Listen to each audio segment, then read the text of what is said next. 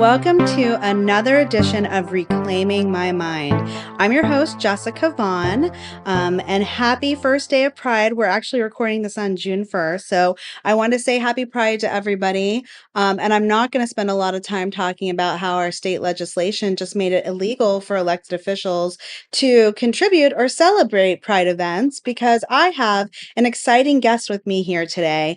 But before I introduce my guest, I do want to just go ahead and do my little disclaimer that this is Jessica Vaughn, an individual doing this podcast. And even though I'm a school board member, I am not doing this podcast as a school board member or representing the school board in any way. This is just me as an individual. Okay, so we got that fun part over. And why I'm excited tonight is because I actually have a guest who's running for the Hillsborough County School Board who could potentially be my colleague. Welcome, Chris Taylor, District 2, right? District 2?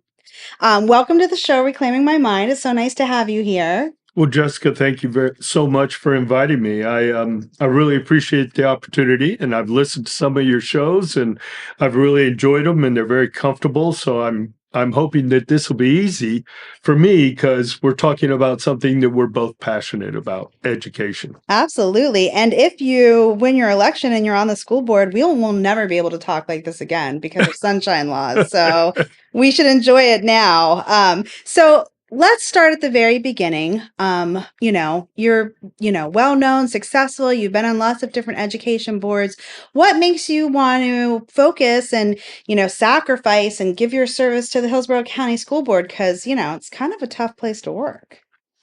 I've had a lot of people ask me that, and I got called by some friends when Stacey Hahn announced that she was going to run for county commission. And so I did what Chris Taylor's been doing for 25 years. I went and started to do due diligence on the idea of running for school board. And part of that due diligence was I went and called two of my good friends that are currently running in this election cycle. And they both happen to be former students of mine. And that's Fentress Driscoll and Eileen Rodriguez. Right. Fentress is the House rep. Fentress was a student in my AP U.S. government and class and AP macroeconomics. And I had Eileen for American history, actually 2 years or 3 years before Fentress. And they both quoted me back to me. They reminded me that I always used to say, if ever in life you are in a position where you have a voice, where you can command and be a leader, then you have a responsibility to lend that voice to people who don't have one. And that melted me. And right away I decided, well, I can't say no to them. So that's what pushed me over the edge to do this. I've always been a huge believer in education. I think education solves just about every ill we have in our society. I don't mean that it's solving it now, but I mean that it moves needles. It improves things. If we're just talking about hatred or bigotry, it moves needles. If we're talking about socioeconomic traps, it moves needles. If we're talking about generational poverty, which, to quote my friend John, he always says generational poverty is a learning disability. But education's the answer to all these societal ills, and we get a chance to move the needle. And as a school board member, I think I'd have even more opportunity to have that kind of an impact. Well, that's a really powerful reason to have, your own students quote something back to you. And I agree. I always say that education it's the basis of the American dream. It's why so many immigrants came here, and it's the foundation of democracy, right? And we like to pride ourselves as being a meritocracy. The United States is a place where you can rise to the level, not just of your intelligence, but of your creativity, your tenacity, your work ethic, your resiliency to bounce back. These are all the things that we like to think is possible in America. But education is a gatekeeper. And 100%. without certain educational tickets, it becomes very difficult to change your status or to rise to the status of all those different qualities. So I've always been a huge believer in education and a huge believer in public education in particular, because that's what's available to everyone. Yeah, it's the equalizer. Well, I have some questions and some thoughts, but before we jump into the nuts and the bolts of school board and education, let's learn a little bit about you because you foreshadowed, you talked about your students. So sounds like you've been a teacher for the people who don't know you and are listening. Tell me about Chris Taylor before we start talking about the school board. Okay, great. Well, I grew up in Lakeland, Florida. My parents were both doctors. My father was an MD. My mom was a PhD. I went to Vanderbilt University. I have a degree in political science and psychology from Vanderbilt. I met the love of my life, my wife, at Vanderbilt, and we eventually married, and we're still together to this day. Currently, I wear a lot of different hats in this community, but currently I'm an executive vice president for a NASDAQ public company that's headquartered here in Tampa. But if we go back 30-something years, I spent a decade as a classroom teacher, and I loved it. Was The that all in high school? intrinsic rewards. What? Was that all in high school? In high school. In high school. In high So school. high Give school me classroom smart teacher. alecky seniors, and I'm great. I would never be brave enough to do middle school. No, ever, me you know. neither. Middle school is not for the faint of heart. I taught AP macroeconomics, AP government, AP psych, American history, world history, every history that there was. And I thrived on the intrinsic rewards that are inherent in teaching. And I coached for 24 years beyond my association where I was working in the school system. Coach sports. I coached wrestling and football. In wrestling, the teams that I coached were runner-ups to Brandon in wrestling, which back in the day, Brandon was the best school in the state of Florida. Now, actually, it's Lake Gibson where I used to coach. And then I coached football at Armwood, and we were pretty successful there. My last 10 years there, we won more high school football games than any high school in the state of Florida. Nice. We had a string of state championships and played on ESPN and everything. And until some no-name kid named Tebow beat us in the state finals to end our string of state championships. But I loved that time. Yeah. The intrinsic rewards were amazing. Coaches have special relationships with their athletes where it may not be cool to talk to your friends or talk to your parents or even to your teachers, but it still was a trusted relationship with a coach. So that was big. But eventually I decided that I couldn't pay my mortgage on intrinsic rewards. Right. So went into business, became an entrepreneur, created a couple of companies, including a very modest small private equity firm and a development company that my wife is the president of and runs. Until the recession came, and then there wasn't a lot of development action, so I joined with two guys who actually used to work for me with a company, and that took off, and eventually we took it public. I didn't have taking a company public on my bucket list, but I put it on my bucket list because we were standing in Times Square looking up at the jumbo screens, and there we were behind the podium, and they're showing pictures and confetti, and my wife was with me, and so I have these kind of pictures on my wall in my office, although in the jumbo screen, there were windows to the office. So on the picture where I'm at the podium, there was a big window right on the side of my face. So you got to have a little self-deprecating ability to laugh in the experience. But it was a terrific experience. It sounds like you fit a lot into one lifetime so far. You know, I I have, I think, but I never left education. I became involved in what I call the education ecosystem. Uh, I think we first met because I was the chair of the Hillsborough Education Foundation, and I was doing a lot to press with regard to the referendum to pay teachers more. But I also been the chair of the Hillsborough Community College, now Hillsborough College Foundation. I'm currently the co-chair of the College of Education's board. I sit on the Stavros Center board. I sit on the Dean's Business Council for Dale Mabry campus of Hillsborough College. Something called the Everyday Entrepreneur Venture Fund there. I chair the William Gregory Foundation. And then professionally, I also sit on the board for the Lindell Investments company. So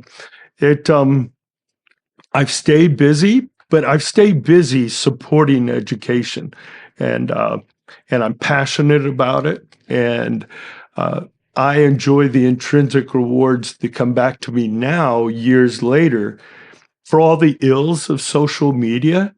I love the random messages that I will get on social media that darn near make me cry. Aw, So yeah. it's just unbelievable. From your students, I'm From imagining. former students and Previous former students. players. And Well, that is a lot, like I said, in one lifetime. But I think that's a good introduction so that people get a feel for who you are and why this is important to you. Because,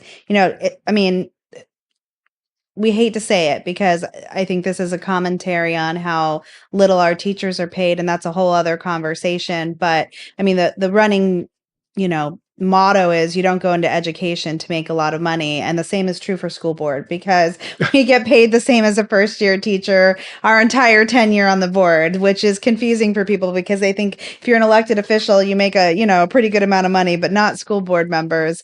So it doesn't sound like you're in it for the money, although most people aren't. It's obvious that you're in it because that's where your heart is. And it sounds like you feel like you have so much experience that you could lend to the board.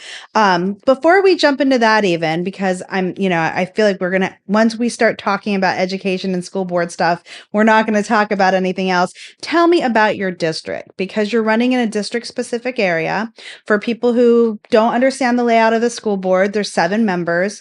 2 of them are for the entire county. And then if you took Hillsborough County up into 5 pieces and you cut it, you have each piece as a district specific, and you're running for District 2, which I know is South Tampa and then kind of goes up the coastline, right, to like Apollo Beach and South County. Exactly. It wraps around the coast. It starts with McDill and it runs all the way up to Kennedy, and then it goes east across to downtown, and it bumps a little above Kennedy when you get near downtown.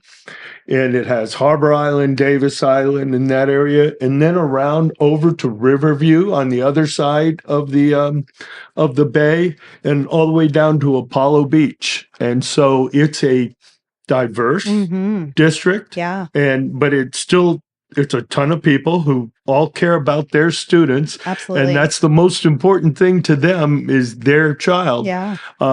Interesting, though, as I was doing due diligence, the state constitution actually tells every school board member that they don't just represent their district. They represent the entire school district, and they are elected by their district. Right. With the idea that every school board member should worry about or care about every student. For sure. In the school we make district. big decisions that affect the entire county. I think what the challenge becomes is, we're the 7th largest district, obviously, that, but for people who are maybe not paying that much attention, we're as big as a state, Rhode Island. And it's just it takes I'm 1/5 and it takes me an hour and 15 minutes to get from like Strawberry Crest to Steinbrenner. And that's just one part of the county. So for sure. But I will say, like, as a board member, while I keep that in mind, and I have people who contact me from all over the county because I'm extremely accessible and responsive, I do rely on like my board members who are in a specific district when we're making decisions to give input that I don't have just by sheer nature of not living in that community. I assume Yeah. that you make an effort to visit the schools in a district that you represent, Mm-hmm. but you understand or For you feel a sure. responsibility for Absolutely. everywhere. For sure. And you're right, our district's huge. Mm-hmm. And people don't realize that it's a huge entity. It is the largest Largest. business Yep. entity in Hillsborough Biggest County employer. by far, Mm-hmm. 24,000 employees, Yeah. which is just unbelievable. Yeah. Transports more people every day than TIA does in a Mm-hmm. week. It Massive. feeds more people. I know it's an acronym, Tampa International Airport. So it's a huge responsibility. So, because your district is so diverse, as you're out in, campaigning and you're talking to people and you're going around, what are you hearing specific to District 2? Or maybe it's applicable to the entire county, but you're talking to a lot of people in District 2. What are you hearing people are concerned about? What are they asking you about? What are they talking to you about? Like, so far being on the campaign trail, what are you hearing from District 2?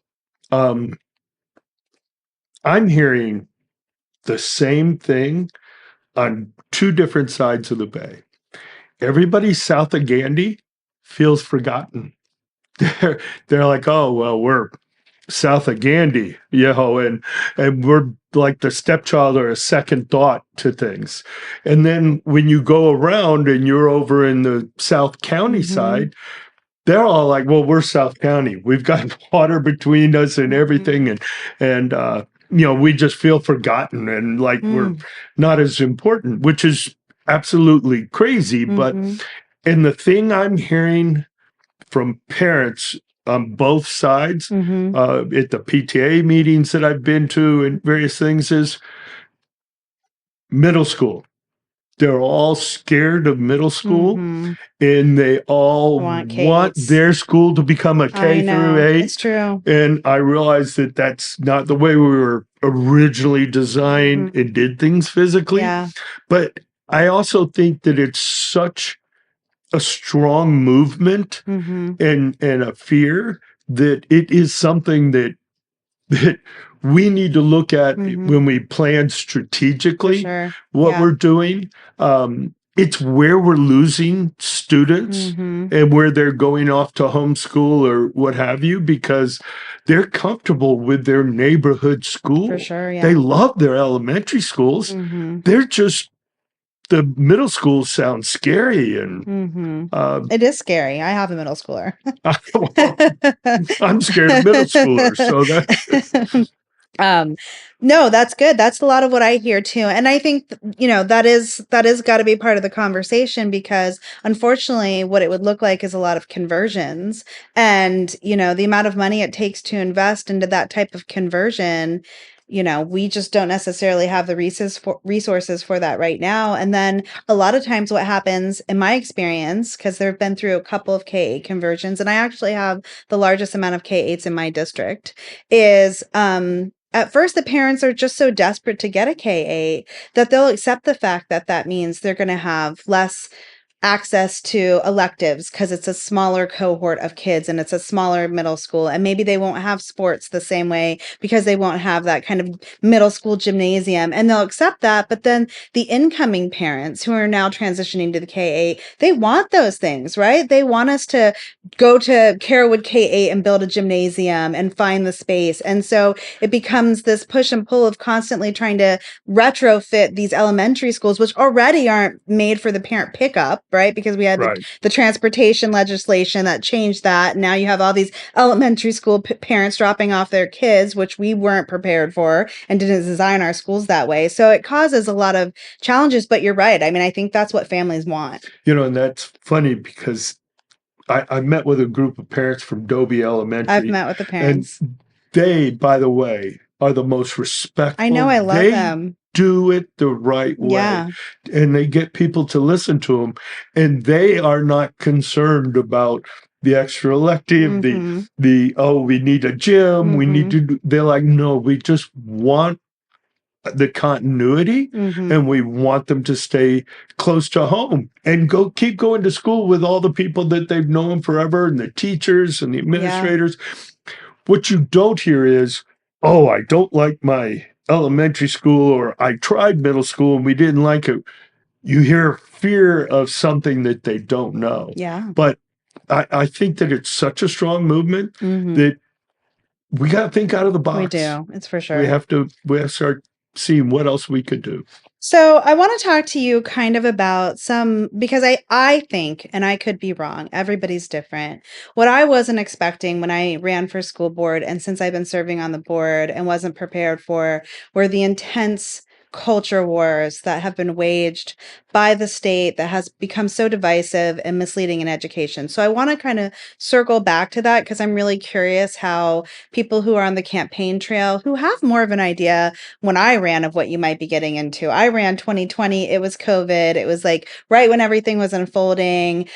So I want to get to that. But first, I want to touch on some of the things that you talked about, because I think, what we both share in common is, and hopefully most school board members, is understanding, like you said, that, quality education and access to it is such a game changer when we're talking about poverty and ending the cycle of poverty and what that looks like. And, it took me a long time to even understand the statistics, but 40% of our kids live below the poverty line.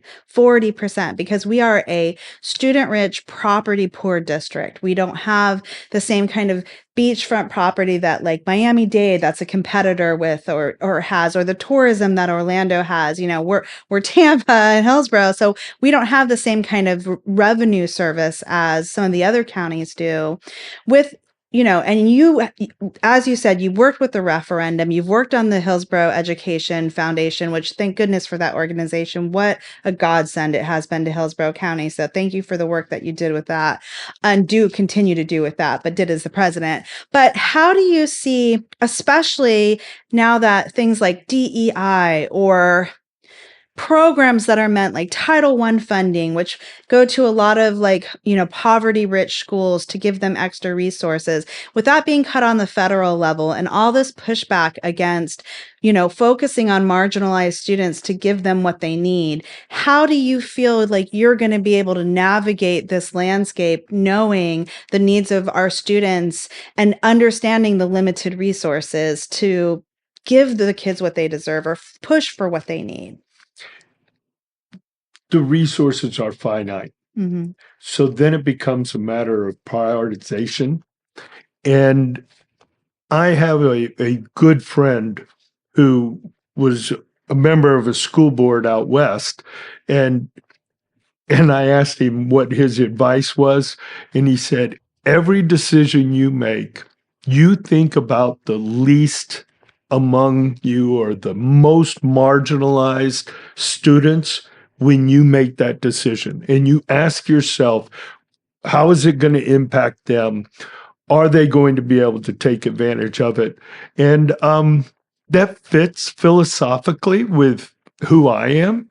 I think that it's important that we have a responsibility to take care of the least among us. It's and I hate bullies. And I hate people that don't appreciate everything that they have. I guess hate's a bad word to use in that, but and so I think that's essential. One of the things, though, that I would like to add, as you talk about the large percentage of our students who fall under the poverty line, is I think our biggest problems start so early. And I have become, after reading so much research and the work I do with the College of Education up at USF, I think that we have to really focus on even pre-kindergarten. And in fact, the VPK, which is voluntary pre-kindergarten, the VPK programs, the statistics are so good that at first, I literally went and had to check them and look them up, because I thought somebody's fudging these statistics. Right. But in a neighborhood or a zip code where students, maybe 30% show up to kindergarten ready, they're bumping the numbers in those VPK programs up into the 80s. Yeah. That's fantastic. It is. Because if you're not ready for kindergarten, you're going to fall behind when you get there. And I had Fred Hicks, Dr. Fred Hicks, who's the CEO of the Early Learning Coalition, gave a talk the other day I had the privilege to listen to, and he gave out these little green brains to everybody in the audience. And he said, this is a child's brain. And what percentage do you think is developed by 5? And what percentage is developed by 3 years old? And everything. And then he instructed everybody on one side of the room to start throwing the little foam green brains around the room at one another. And he encouraged them. And then he came over to our half of the room and he tried to give like he was doing a lecture. And then he stopped and he goes, see, those half of the students there who aren't ready, they don't just fall behind. They cause the other students who are ready to fall behind. Right. Because a teacher only has themselves to give. And it impacts everything. So if we could start earlier, I think it changes the world. We talk all the time about third grade literacy scores. Right. I will tell you that at the College of Education, with current teachers, they talk about numeracy as well. It's just as important in math. Absolutely. But, and what's the old saying? You learn to read up to third grade, and then after that, you read to learn. Well, if you're behind, and you're in your 6th grade science class in middle school and you can't read, you don't want to admit that. For sure. And you don't want to show that. It's much better to act out and to get negative actions and everything than it is to have your friends see you like that. A lot of the talk about the pipeline of school to prison and everything else, I think can be impacted if we only had the strategic foresight to say, we're going to start with these students young, knowing that it's going to change our community and change our world 18 years later.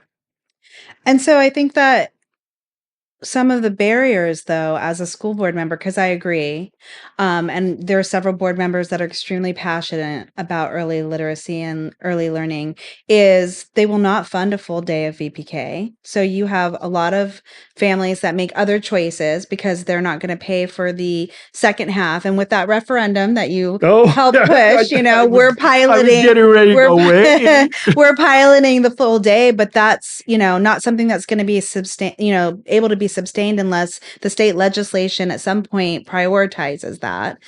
And then on top of it, there's no regulation in the early learning, the daycare providers, so people don't know if they're choosing VPK or their friend down the street, what a difference that's going to make in the foundational skills. And so I don't understand why there's not more accountability in the early learning. I would say we have an opportunity because this is an issue that is bipartisan. It's not nonpartisan, it's bipartisan in its support. Business leaders understand that that it's important where you start.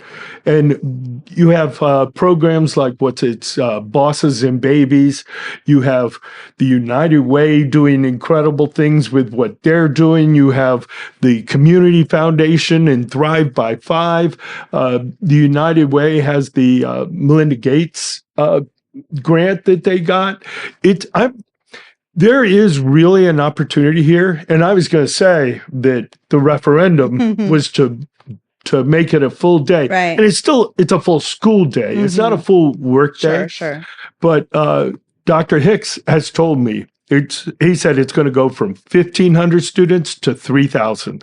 Because when they poll the people that they serve, your issue that you just brought up, the half day and I have to leave from work and, both parents work. That's why it's so important. Because otherwise, if you don't, then the little old lady down the street that you pay cash to, who everybody loves because she's really Sure. nice with kids, but she Yeah. doesn't have any training. Yeah. And Marnie Fuentes has a program at HCC where they certify these early childhood professionals, is what they call them. I mess up and say daycare people, and Sure. I get corrected. But where they train them, and they're fantastic. I've been into the community at the places where their students are working, and I'm so impressed. I would have my children there without a problem if I had children. Sure. So again, what comes to mind right now is it's June 1st. Normally at the school board, we would do a Pride proclamation. We also do another history of the LGBTQ community in October, which is actually History Month. So we no longer do the Pride proclamation and we do the one in October. But that really hurts the LGBT communities. That hurts them. Pride is an important event to them. And it's controversial whether we can even talk about it in education. It's controversial now if elected officials can even say it. And, there's still the fear of the Don't Say Gay bill that haunts our schools. I just went and spoke with the Gay Straight Alliance. And, since that bill has been in effect, teachers are confused about what they can do. They're not calling students by their preferred name. They're not using the preferred pronouns. The bullying and the acceptance and the safe spaces for our LGBTQ students and our teachers and the entire community has been slowly eroding in our traditional public schools since some of this culture war has come out. What are your thoughts specifically on that? And then we'll talk on some other stuff. In life, I've always been very good at reading the rules and finding a way to do what I want to do by the rules somehow. But, we're all the sum of our life experiences. And so when I was a young teacher in Polk County at Lake Gibson, I had a young man that I coached. He was a superior athlete, great big kid, super popular. All the girls loved him, he came bursting into my class one day and he was so excited. He's showing me this letter he got from Alabama that they were going to recruit him and everything else. And he was excited. He was excited to go to study hall, which we used to make him go to, and everything else. He was beside himself with a future that he was just couldn't believe was happening. 2 weeks later, he killed himself.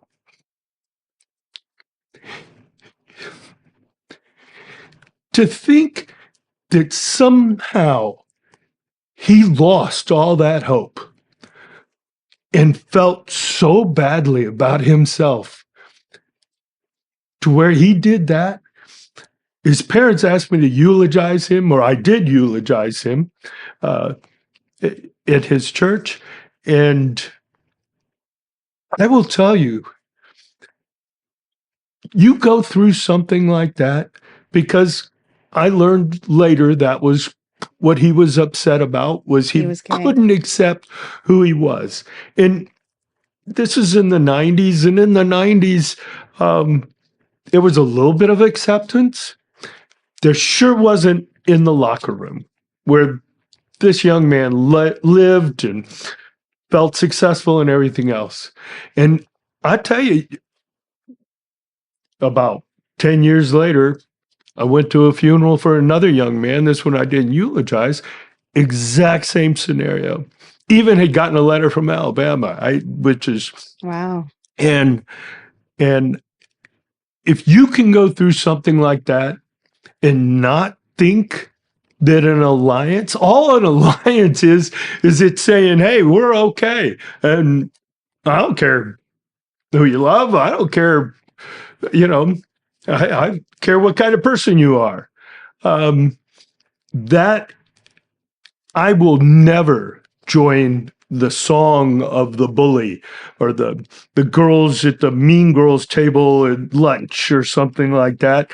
I can't imagine how people do that. And I question myself looking back, could I have done more to feel comfortable, to feel good about himself? Back then I was the cool coach. I was the young one, and they all came and talked to me, and and what more could I have done? And if you're not questioning yourself, something's wrong. And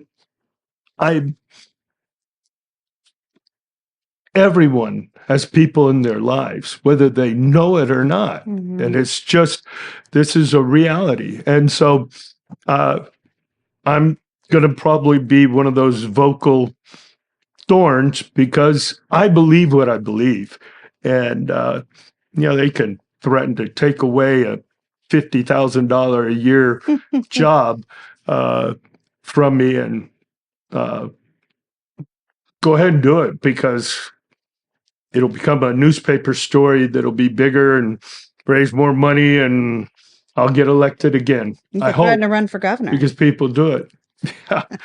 I'm just kidding, because I did that one time. Well, first of all, that is an extremely powerful and personal story, and it was hard. I know you teared up. It was hard not to tear up hearing it. So thank you for sharing it and being vulnerable. And I think, that's part of what's missing from a lot of these culture wars is like the nuance of this is mental health, right? We hear so much about mental health of kids, of students, of our teachers, and making something the right of somebody who they love or how they want to express themselves or how they feel authentic, taking that away is bad for people's mental health. And, our LGBTQ population is at the highest risk for suicide. They are.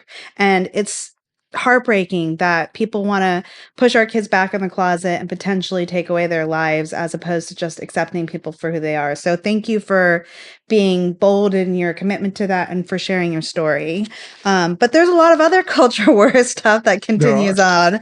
I don't think people really understand that last summer, we literally got a letter from the Attorney General ordering us to bypass our own book policy and remove books that were given to him in a list that we still don't know where it came from or who gave him the list, under the threat of legal action, being arrested, being removed, being arrested, and I think that the community was very frustrated that school board members saw the value in staying on the board and not being removed, because it's not so much about the job, but if you're removed, you get replaced with a governor's appointee, right? And then it's kind of all the work that you do is null and void. So, I mean, in those situations where you're kind of forced to feel like you're being forced by a heavy-handed state in the free state of Florida, to, go against what you think is necessarily right in order to stay in a position where you feel like you're helping so many people with the decisions you make. How do you think that you would face those kind of challenges that are unprecedented with school board members these days? Jessica, it's because the state isn't following the rules. That's true. Yep, you're right. School board, by the Constitution, is granted the right to create the policies that run the system. Yep. And in Hillsborough County, and when I started teaching in Polk County, I served on the library committee at Lake Gibson High School, and then I served on it at Armwood High School as the administrator. And I will tell you, it was a great process. We never had a book challenged at the school by the parent of a student right. at the school. We did have a parent who lived in the area, but did not have children at the school. Yeah. And I didn't read anything that I thought was overly offensive, but we had ways to satisfy. I say all the time, I think that a parent has every right to decide what their child reads. What they don't have is a right to decide what someone else's child reads. Right. Yeah. I mean, it's not very in the vein of parental rights, especially here in Hillsborough County. You can, as a parent, flag any book you don't want your children to check out. So it's not like it's just fair game in the library. You can make sure your child doesn't have access to it. So you're exactly right. You're really taking the access away from other parents. And, that's not very, it's not very parental rights heavy. But I do also want to talk about vouchers, because I'm sure that's something that you're talking about nonstop on the campaign trail. And, it looks like Florida has hit a path where we're not ever going to go back, right? I don't think they're ever going to end school choice. That's not an option. And there's lots of support for school choice. And as you said, parents should have the right to make the decision that they feel is the best thing for their child. I never, ever judge a parent who makes whatever choice they need to, whether it's homeschool or whether it's charter schools. I looked at charter schools before I became on the school board and explored those. But there is a level of accountability that's missing as far as following these vouchers, both with the school system themselves. If you're a homeschooler, you don't have any of the accountability, the tests, the reading proficiency, if charter school, private school, and with the state in making sure the funding's following the child. So to me, these are public dollars that are disappearing into private entities with zero accountability. What's your thought on that, and how do we fix the problem? Well, if it was just you or just me saying, there needs to be accountability. They don't know who's getting that money. They don't know what's happening with that money. They don't know where that child is getting educated. Then if it was just us saying that, that would be one thing. Right. But when the state's auditor general, employed by the DeSantis Blasio, is that who you're when the state auditor general says, there's no accountability here. We've got 298 million. We've got 30,000 students. We have no idea where they are. How could that possibly be? If you're a student in public school, you get a student ID, a unique ID that's yours in the state of Florida forever.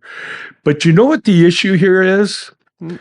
Most of the people getting these vouchers have never attended public school in Florida. So there's no way to track. I have two good friends. I know exactly what they make. One makes $500,000 a year. The other one makes $350,000 a year. And they both crowed about the vouchers that they got for their kids who had never attended public school ever. And they just gave the vouchers and still paid the tuition. But if the purpose of a voucher is to create opportunities for kids, okay? So let's say you wanted your child to go to Berkeley Prep. Yeah. Berkeley Prep's $38,000 a year. A voucher is $8,000 or $8,700 a year.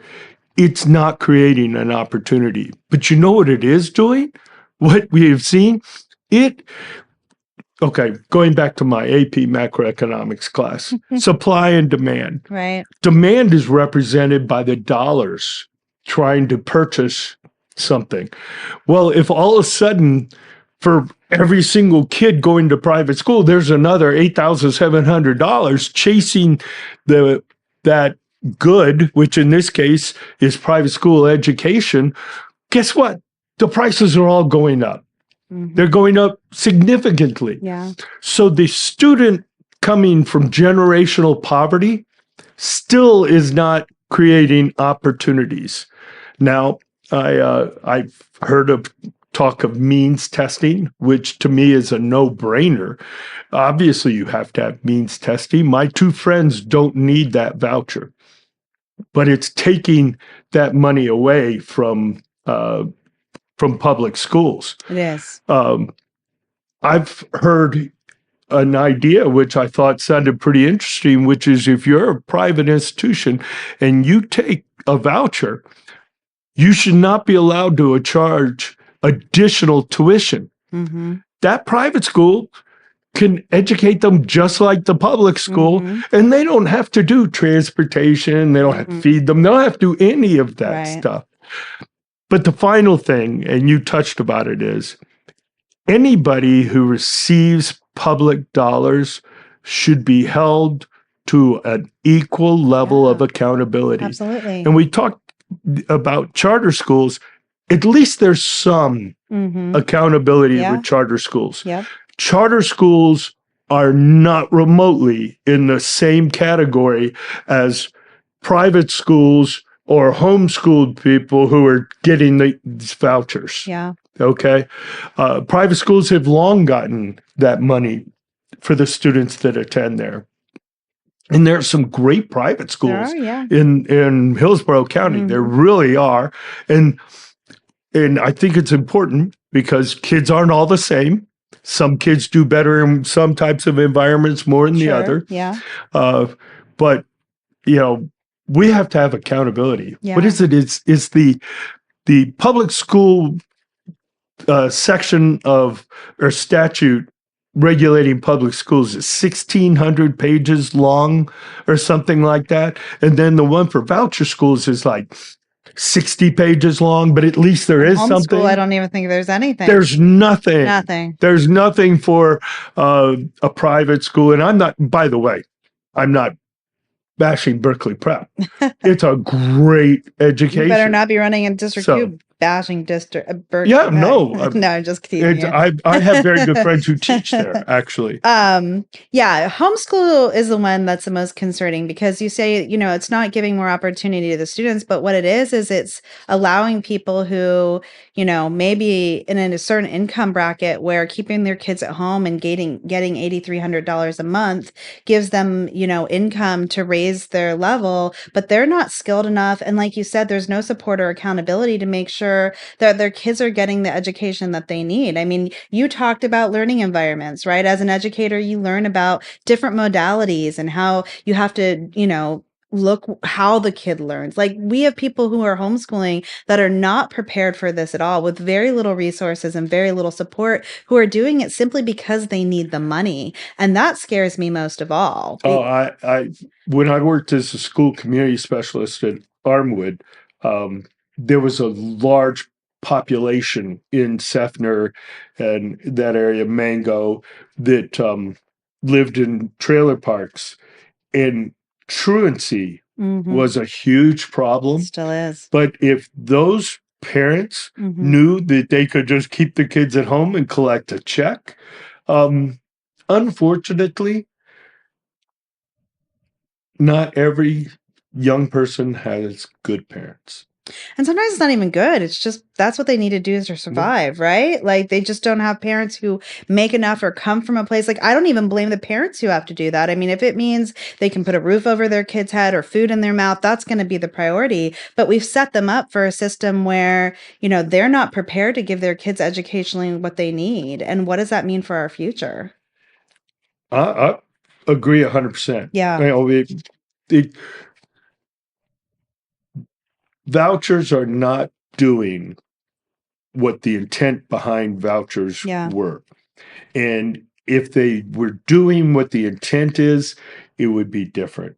And charter schools do what their intent is, and they're, to some level. I mean, the schools of hope are a little iffy, but that's, again, a whole other conversation. Schools of hope are different. That's, stealing real estate. For sure. And I think what I'm seeing, and I don't know if you're going to see this, I'd imagine in parts of the district is like the market's becoming oversaturated, right? And there's too many options for parents and they're almost paralyzed with options of what to do for their kids. And so they make a lot of different choices. They try something that sounds good. That's not the right fit. They try something else. And you're getting these kids who have been homeschooled, placed in a charter school, and now they're coming back to a traditional public school because bless their parents, they have the best intention. They want what's best. They're doing what they think is best, but they are so far behind. We are getting kids who are coming back from homeschool and charter schools with such learning gaps and deficiencies that, it's almost like even if you invest in early education, if they're going to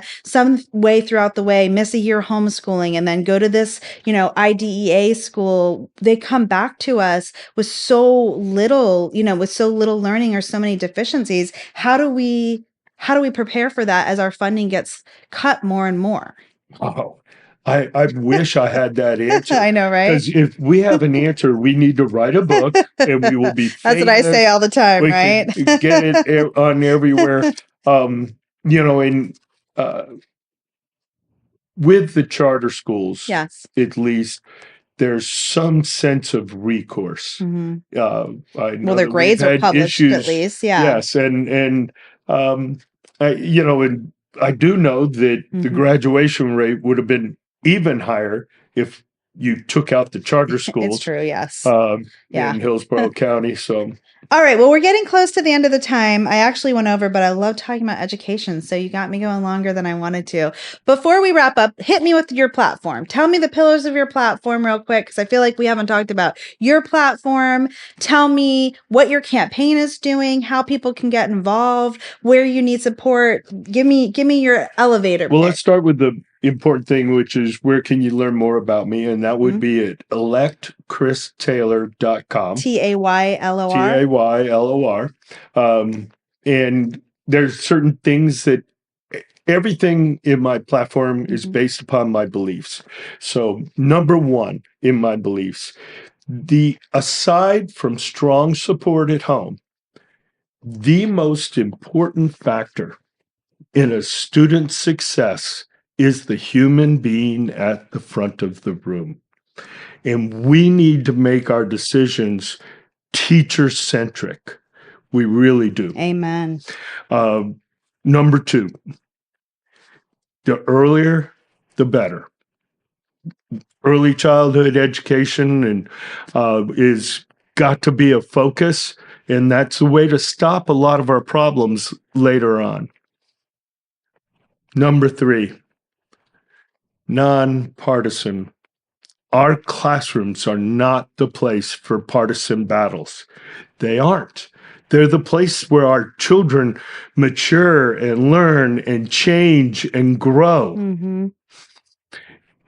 And my last one is and this is a problem throughout the United States, not unique to Hillsborough. We've industrialized education. And what I mean by that is if you're going to make Model T Fords, every front right tire is 18 inches here, and everything is the same. And it goes down an assembly line and there it gets. And that's what we think is efficiency and a way to regulate and get a constant output that's going to be similar on it. So we make every sixth grade science class and try to treat every student exactly the same. And anyone who has been around children know that none of them are exactly the same, and the needs they have. We need to take an approach that allows a teacher to be a professional and not have to teach every child with the same rote mechanic type of things that go into this industrialized aspect of it, because teaching's an art. Absolutely. And then my last thing, which is my biggest, is the thing that we don't talk about enough: teacher retention. In private industry, if Publix was losing 18% of their employees every year, they'd be freaking out. They'd be doing 25 different things to stop that. I think our number's higher. I can't exactly find what the attrition rate is. And I have used AI. I've done all kinds of research and studied into it.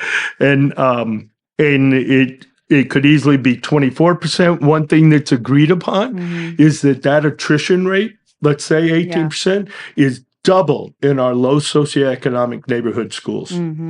So they're losing 36%. In the schools where we need our best teachers. We have to have teachers there that can perform. And instead, what we have is, because they're filling all these roles and they don't have enough to fill them,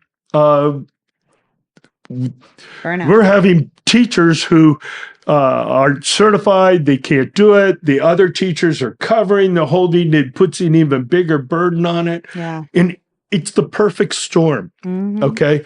One, we have this teacher attrition rate. Two, Florida is still growing. So it doesn't matter if these kids that are moving to Florida and Florida's still growing, if they go to private school or they go to charter school or they go to public school. We have to have more human beings at the front of the room. So there's greater demand. So Florida's still growing. We have greater demand, and our pipeline has collapsed. The College of Education used to have 10,000 students at it at USF, and it is under 2,500. I think it's under 2,000. They almost got rid of the entire program a few years ago. I was very familiar, very aware. It was another one of those soapboxes that I stood on and screamed. Now, candidly, they have a fantastic dean that they've now slotted in there. Dean Schneider is great. She is doing all the right things. She's going to build up that College of Education. Yeah. But that's our pipeline. Okay. So when our pipeline is gone, we have greater demand and we have this attrition rate. And as I said, private business has known for a long time that it is far more cost efficient to keep your high performers than it is to go out and hunt or grow new ones. And we have to do that. Number one reason why teachers leave in every poll I've seen is not what you think. It's not compensation. That's number two. Number one is a loss of autonomy in their classroom and respect for the profession. That's the number one reason that teachers are getting out. Now it's managing students, because I think that with COVID and the shift of parental rights, there's not a lot of support, and teachers feel behaviors are out of control from students and parents. You know, you can't reprimand or put order without a letter to the school board accusing you of doing something. The polls that I've seen is, you know, the support that they would get from the district, as well as just like, I mean, right now, the teachers union gave a list of things that are not financial, you know, that are just carving out time and space for teachers that would give them, you know, more things in their day. Stop trying to make Model Ts. Yeah. We have to create art. We're dealing with students. We can't force everybody into the same cookie cutter wedge. Well, I think your platform sounds great. I love that. It's very thoughtful. I hope it's resonating. I think what is important to get to listeners right now is, because school board is unique and it's nonpartisan, other than city council, I don't think we have any other nonpartisan positions, and that's off season, is that it's imperative that people come and vote in the primary. A lot of the school board elections are won in the primary. People don't realize that. There's less engagement in the primary. So I think that, I know as a school board member, it has always been a challenge to get people to understand that and come and participate in the primary. So I think, remind me of when the primary election date is this year. August 18th. August 18th. Early voting will start 2 weeks before that. Okay. And you can request your ballot if you do a mail-in ballot July. Now, everybody needs to know that even if you've always voted by mail, this is a new election cycle, and you have to request a ballot again. And even if you don't want to vote by mail, request for vote by mail, you'll get your ballot to remind you to vote. You can take it to an election site, you can turn it in, you can vote in person, but it won't let you forget when the primary is happening. So I encourage everyone to sign up. Even if you love going on voting day, God forbid you get the flu, something happens, have that vote by mail as a backup. Now, the one thing I want to add is I invite people to do what I do, which is do due diligence on the candidates. Please go find my LinkedIn, Christopher Taylor. Very easy to find. Look on it. I have a series. I've got a dozen articles written by me about public education and trends and latest thing and what's important and what are the values of what we do. Speak with people from these organizations that I've led. Don't believe me. believe the people that I've interacted with for the last 30 years. And here if in you Hillsborough love County. Chris Taylor and everything he said, on August 18th or before, early voting starts when again?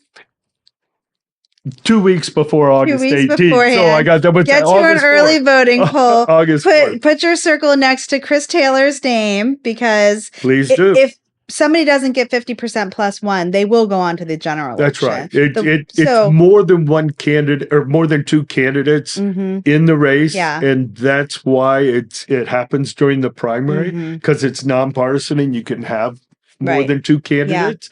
And so it's important that people come, because if you want your vote to matter, it matters the most in August. Yeah.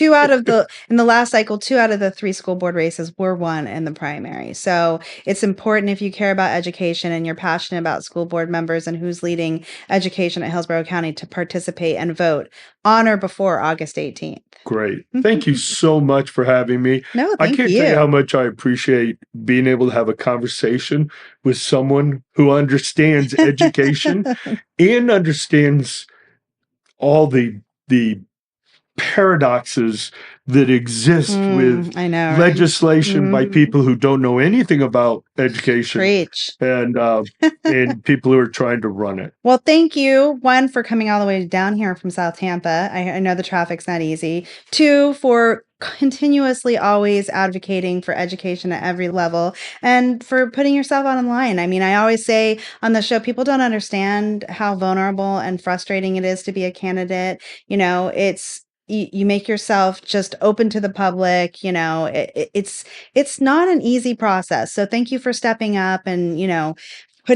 following your passion and going out on the campaign trail, especially in Hillsborough County. It gets wild out there on the campaign trail. So thank you so much. I wish you the best of luck. Again, if you love Chris, go to his website, find out what he's about. I'm sure even though he didn't ask for it, he could always use your donation, or people who are willing to come to a sign waving event, do some canvassing for him. Candidates really rely on our volunteers to help get out the messaging. We can't do it alone. So get involved.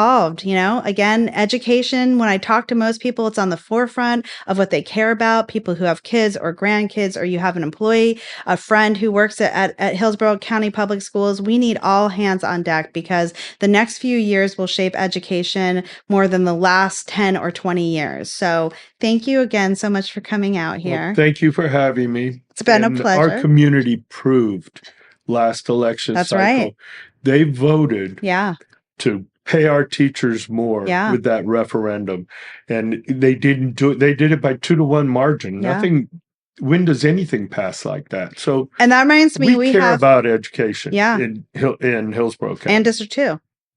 Pardon? And District 2. Yeah. Yeah. That reminds me also, we didn't talk about it, but be aware that on the general election, there will be an amendment where you can vote to decide if we want to have an elected superintendent or not. I urge you to be very careful about that, because I'm not sure if you would rather have a superintendent who is homegrown and passionate about education and has experience, or somebody who's electable, because I can tell you as a school board member what I would prioritize. So make sure you're aware of that. We're also going to be renewing our tax referendum that pays for all of our capital outlay, and make sure those air conditionings are nice and cool in your school and you get those digital marquees. So make sure you go and vote and support for education. And as always, make sure you know who represents you. I joke when candidates that come in that people know every single time Donald Trump sneezes, I get a message about it, but they do not know who is their county commissioner, their state representative. You can find it out super easy.